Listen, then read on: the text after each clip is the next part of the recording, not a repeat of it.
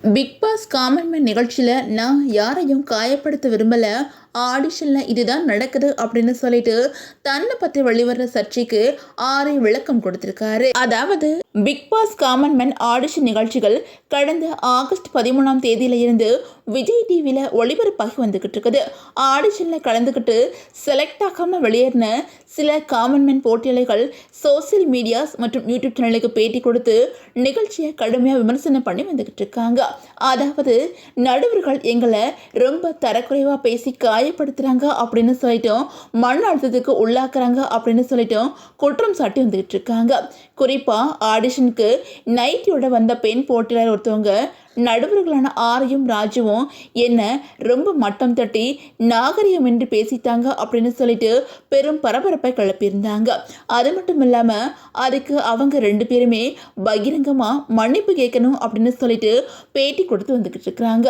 இந்த சர்ச்சை சோசியல் மீடியாவில் கொழுந்து விட்டு எறிய நிலையில் இணைவாசி ஒருத்தவங்க நடுவர்களோட செயல்பாட்டை நியாயப்படுத்தி தன்னோட ட்விட்டர் பக்கத்தில் ஒரு போஸ்ட் போட்டிருக்காங்க. அந்த போஸ்டில் என்ன சொல்லியிருக்காங்க அப்படின்னா, இது பிக் பாஸ் ஆடிஷன் சாதாரண நேர்காணல் அல்ல. நடுவர்கள் போட்டியாளர்களோட மன வலிமையையும் அவங்க மன அழுத்தத்தை எப்படி சமாளிக்கிறாங்க அப்படின்னு தான் சோதிக்கிறாங்க. 1 மணி நேர கடினமான கேள்விகளையும் அழுத்தத்தையும் கூட அவங்களால சமாளிக்க முடியல அப்படின்னா பிக் பாஸ் வீட்டில் 100 நாட்கள் அவங்க எப்படி தாக்கு பிடிப்பாங்க? கடினமான டாஸ்க்குகள், மன ரீதியான மற்றும் உடல் ரீதியான சவால்கள், முற்றிலும் மாறுபட்ட மனிதர்கள் அப்படின்னு சொல்லிட்டு பல விஷயங்கள் அங்கே இருக்குது. அதனால நடுவர்களோட அணுகுமுறையை மரியாதை அற்றது அப்படின்னு சாதாரணமாக சொல்லிடாதீங்க. அழுத்தமான சூழலில் போட்டியாளர்கள் எப்படி அதை கையாளுறாங்க அப்படிங்கிறது மட்டும்தான் நடுவர்கள் சோதிக்கிறாங்க. நடுவர்களே கலக்கிட்டீங்க அப்படின்னு சொல்லிட்டு அந்த நெட்டிசன் போஸ்ட் பண்ணியிருக்காங்க.